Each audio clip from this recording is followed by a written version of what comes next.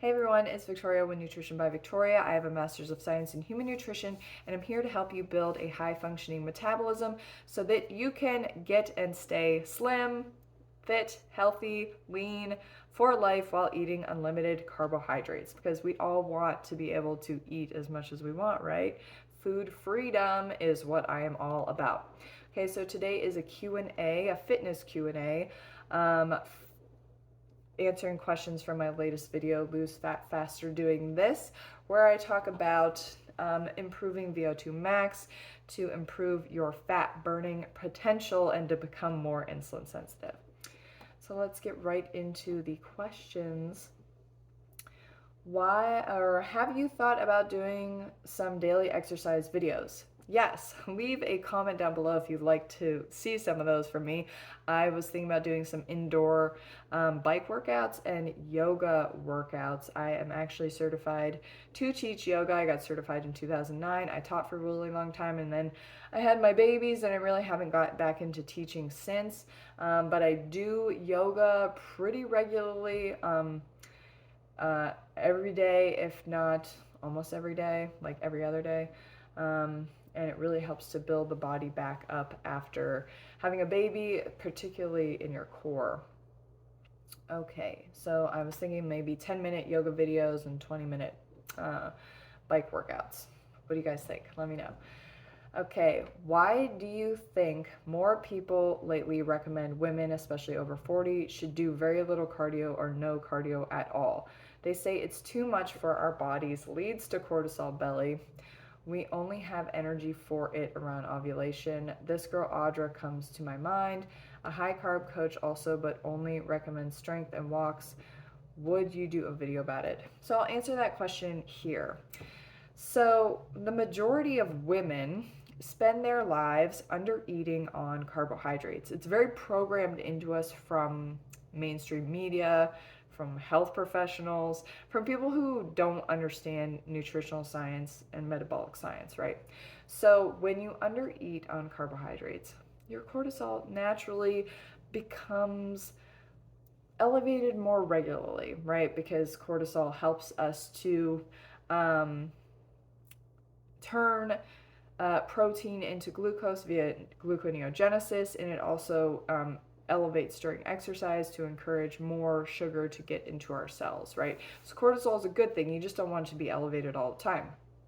But when you're under eating carbohydrates and you're doing exercise, that combination is going to lead to cortisol belly, adrenal fatigue, and burnout, because you're not consuming enough carbohydrates. So when you eat enough carbohydrates, you naturally lower your cortisol levels. I've talked a lot about this in previous videos. There is research to back this up. And then you have enough energy and enough carbohydrates in order to do the cardiovascular fitness exercise that allows you to become fitter, increase your VO2 max, and become a fat burning machine, right? The fitter you become, the more fat that you can burn. And then the more insulin sensitive you become as well. So we don't want to shun cardio here. We just want to eat enough carbohydrates so that we can do the cardio in order to get fitter, right? When I grew up, that we would have fitness tests in gym class. I would have to go through some pretty grueling cardiovascular fitness training in order to play basketball and do really well at my sport. And let me just tell you that once you establish that cardiovascular base training, that aerobic base training, that you're just, you do it enough and you challenge yourself enough, then it just is easy. Okay, it gets easier, right? Like, I remember being in basketball shape. I could play for hours and hours and hours every single day. I could just go out and run whenever. That is what you want. Don't want to be so undercarbed that all you could do is walk, okay? And if you're getting cortisol belly from running or from just walking, or you can't do any exercise at all, then you need to reevaluate your diet. Okay? I've heard about this like cycle syncing training, but like, I'm one of those people who I just want to be able to go out there and do something. Like I don't want to have to, oh, where am I at in my cycle, and I don't want to train too hard today. Like I just go based off of how I feel. So I do a lot of jogging and I do a lot of biking. So I'll get on my bike, and as soon as I get on my bike, sometimes I feel like, oh yeah, I can really punch it. And same with like a jog. I feel like, okay, I can do my 5K TT today, time trial today. Or, and this is the majority of the time, I'm just going easy. And I'm going easy because I love the feeling of being on my bike. I love the feeling of jogging outside and it feeling good, right? And you're going to go through some pain initially when you start biking up hills and when you start jogging more regularly. But that pain, it hurts, but it hurts good, right? And that's the phrase that I like to say. That's actually from Brian Kest. He's a famous yoga instructor who taught power yoga. Because you have to go through that little bit of pain in order to get to the other side where, exercise starts to really feel good. But you want to start where you're at, and that gets into the next question. What is better, high intensity or low intensity workouts, and for how long do you usually exercise in a day? I, on average, do about an hour of cardio every single day. I recommend doing a minimum of 30 minutes of cardio every single day. Low to moderate intensity cardio. It should be 95 to 99% of your training duration weekly, right? High intensity, 1 to 5% of your weekly training duration. And that's about what I do. Some weeks there's zero high intensity, and there's never any weeks where there's more high intensity than that. I have done that in the past and I've, regretted it because then the next week I'm just like, oh my gosh, I can barely do, my baseline. So then I have to like take a step back from my training volume in order to recover. So you really want to have a nice balance between making the foundation of your workouts low to moderate intensity with just like a little bit of high intensity on top, and that really improves your VO2 max. I took a walking class in college, and it was all about improving your VO2 max and seeing how just doing regular daily walking is what we did in the class. And then eventually we would probably once a month push it. I don't think it was any more frequent than that. And every single time, every single person in the class improved their VO2 max. So it's easy to do, but you have to be very regular with your low to moderate intensity training.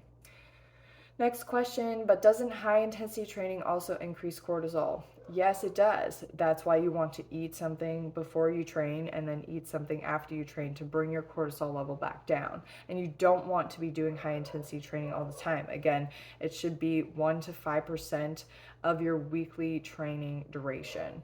And you can even do, like, if let's say you can't run for whatever reason, you can fast walk, okay?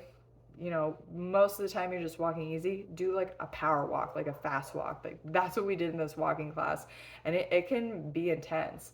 But safer on your joints and things like that, or do rebounding or biking.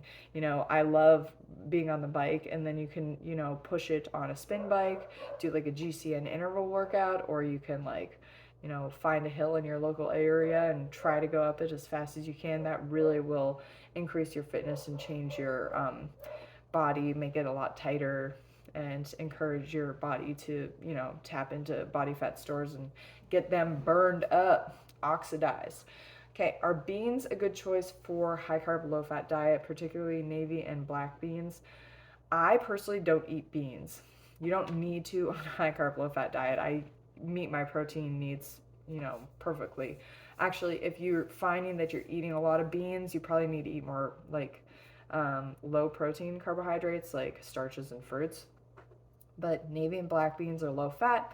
They are high carbs, so include them if you like them. But generally, I recommend having no more than like a half a cup of beans a day, because they're really like a side dish to like a starch meal, right? Okay, I've been doing high carb, low fat, and I've already lost 12 pounds. My question is, should I still be incorporating some meat and animal products here and there? I don't know if I necessarily want to be a vegan. Taking the ethical argument out of this, is there any benefit at all to animal meat / dairy? I know that vegans can have certain deficiencies. Okay. I love how we like classify, people as like, you're a vegan, you're a vegan. We're all humans, okay? And we're all designed to eat a high carb, low fat diet. Ideally, a diet that doesn't include animal flesh and pieces and secretions, okay? Like, let's just put it on the table there. We're not going out and eating roadkill. We don't have teeth that look like a tiger. I see my dogs eat some really nasty stuff. They are true omnivores. They'll also eat broccoli, okay? Um, so just to put that out there to make you, make that association that like um, animal flesh and rotting tissue is not something that is appetizing unless you cook it up and add some seasonings and make it taste like a fruit or a starch, right? um, that being said, I do work with people who aren't willing to be vegan. My husband isn't vegan. Um, and, you have to just be accountable for your diet and be willing to accept the consequences that come from consuming animal products if you're going to consume them. So it's great that you already lost 12 pounds on a high carb, low fat diet. What I will say is that by including meat and animal products and dairy in your diet, you're going to hinder your body's ability to lose weight once you get to a certain point because of the insulin resistance that manifests from consuming those foods, okay? Especially when you're eating a diet that's sufficient in calories. Those foods are going to be contributing towards higher insulin requirements as well as just your fat stores in general from those foods containing, more fat than what is optimal for humans to be consuming, especially if weight loss is the goal. Okay, and vegans don't have certain deficiencies that meat eaters, avoid, okay? Majority of people are vitamin D deficient. The majority of people are vitamin B12 deficient, and that has to do with our lack of sun exposure as well as how foods are being cleaned. We're not just eating them right from the dirt, right? And most people will, heavily wash their produce and things like that, and that will wash away B12. B12 is also highly heat sensitive. And that's the other thing is most nutrients, especially vitamins, are heat sensitive. So if you're cooking your animal pieces and secretions, you're going to be cooking the nutrients out of them as well. A lot of fatty acids, particularly unsaturated fatty acids, are heat sensitive and will become deranged when you cook them, so they actually can change their structure and then become toxic. Same goes for protein. When you cook protein, it denatures the amino acid structure. So these are the kinds of things actually that promote disease in the human body is the cooking of amino acids and fatty acids and coming from animal products in particular, not to mention the heterocyclic amines and other harmful products that come from the cooking of meat. Processed meat is a group 1 carcinogen, and mammal meat flesh is a group 2A carcinogen, which means they're probably carcinogenic. So that's just something to keep in mind.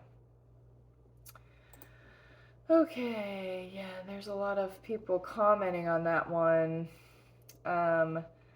I have zero nutritional deficiencies related to eating a vegan diet. I have a tendency to run low on iron, so I do supplement, but that's not something that I wasn't having a hard time with when I was eating meat as well. Actually, now my hemoglobin and my hematocrit are better than they were when I was consuming animal products. So a lot of it comes down to your digestion, and by default, fruits and starches are easier to digest than animal parts. Okay. Just curious, have you ever raced a 5K, 10K, half marathon or marathon, or any other distance between a 5K and marathon? And if you have, what are your fastest times? I have only raced a 5K. I've been having children the last 8 years, so I've only really had the ability to train for a 5K. Plus, I've noticed when I start running longer distances, I need more time to recover, and I just don't have that as a mom. But the longest I've ever ran in my life has been over 10 miles. I believe I've gotten close to running a half marathon just distance wise, but I've never actually ran a race. That's actually my goal. Eventually, I'd like to build up to a half marathon, maybe next year. I thought maybe this year, but I still need to really give myself a lot of time after having a pregnancy to build a running foundation so that I don't get injured. My fastest 5K time, though, is 24 minutes. I placed first in my age group the last 5K I ran, and that was in 25 minutes, but my fastest is 24 minutes. Right now, my 5K is sitting around 30 minutes. But like I said, I just had my third baby, so I'm working on bringing my 5K time back to my PRs and hopefully even faster as I move forward with my high carbohydrate, high sugar, low fat, plant-based vegan diet that perfectly supports a high level of fitness. Okay, that's it for today's video. Thank you so much for watching. Leave any more comments or questions down below, and I'll see you guys next time. Bye.